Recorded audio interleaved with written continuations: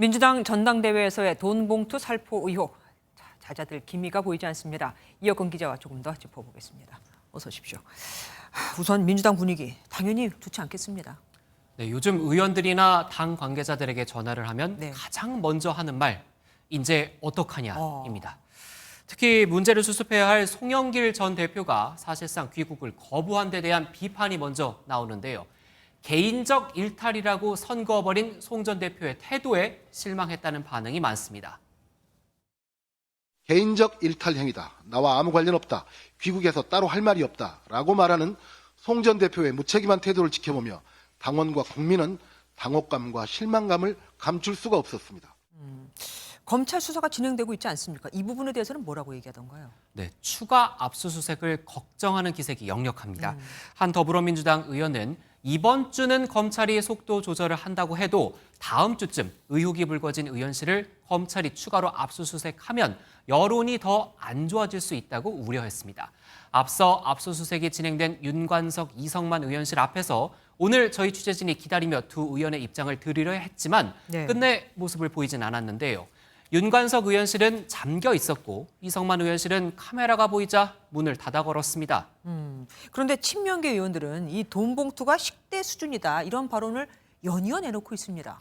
맞습니다. 친명계 좌장으로 불리는 정성우 의원 이야기 먼저 들어보시겠습니다. 대개 실무자들의 차비, 진짜 소위 말하는 기름값, 식대 이런 정도 수준이거든요, 사실은요. 사실 통화를 해보면 비슷한 이야기하는 사람 정 의원뿐만은 아닙니다. 하지만 불법이란 걸 알기 때문에 공개적으로는 절대 할 수 없는 얘기죠. 정 의원 역시 비판이 일자 돈의 사용처를 추측하며 불필요한 이야기를 하는 실수가 있었다며 사과를 했습니다. 그런데 오늘 장경태 최고위원이 정 의원과 비슷한 발언을 했습니다.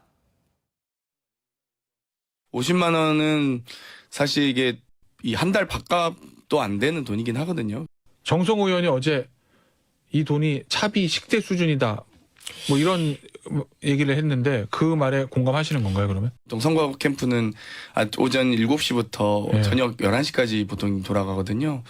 그러면 3끼를 해도 하루에 3만 원씩 30일이면 그만큼 금액이 들 텐데. 하지만 밑에 사람들은 10만 원만 받아도 난리가 나지 않던가요? 여하간 친명계는 관행이라는 걸 강조하고 싶어하는 듯합니다. 네, 맞습니다. 이재명 대표에게까지 확산할 영향을 고려를 하면 파장을 축소하고 싶은 마음이 큰 걸로 봐야 할 것 같습니다. 하지만 2008년 한나라당 돈봉투 사건에서도 비슷한 수준의 돈이 전달이 됐는데 이미 유죄 판결이 내려지기도 했던 사안이죠. 그래서 당장 비명계에선 이런 안일한 발언에 불만의 목소리가 나옵니다. 어쨌든 이번 사건이 당내 계파 갈등으로 번질 수 있다는 말도 나옵니다. 이런 상태 계속된다면 우려로 그치지 않겠어요? 그렇습니다. 더구나 민주당은 다음 주 원내대표 선거가 예정돼 있는데요. 범친명계에서 김두관, 박범계, 홍익표 의원이, 비명계에선 박강원 의원이 출사표를 던졌습니다. 출마를 준비해온 이원욱 의원이 막판 후보 등록을 포기하면서 비명계 단일화가 이뤄진 건데요. 이번 돈봉투 사건과 이를 수습하는 당 지도부의 움직임이 의원들 표심에 어떤 영향을 미칠지 관심이 쏠립니다. 이런 국내 상황을 송영길 전 대표도 잘 알고 있겠죠. 이번 주 토요일에 어떤 입장을 내놓을지 굉장히 궁금합니다. 지금까지 이혁근 기자와 뉴스추적 함께했습니다. 안녕하세요. 김주하입니다. 공정하고 신속한 MBN 뉴스, 유튜브를 통해서도 만나보실 수 있습니다. 특히 더 많은 뉴스와 라이브를 보고 싶으시다면 오른쪽을 눌러서 구독하시면 됩니다. 어렵지 않죠? 빠르고 정확한 뉴스로 계속 찾아뵙겠습니다. MBN 뉴스를 시청해주신 여러분 고맙습니다.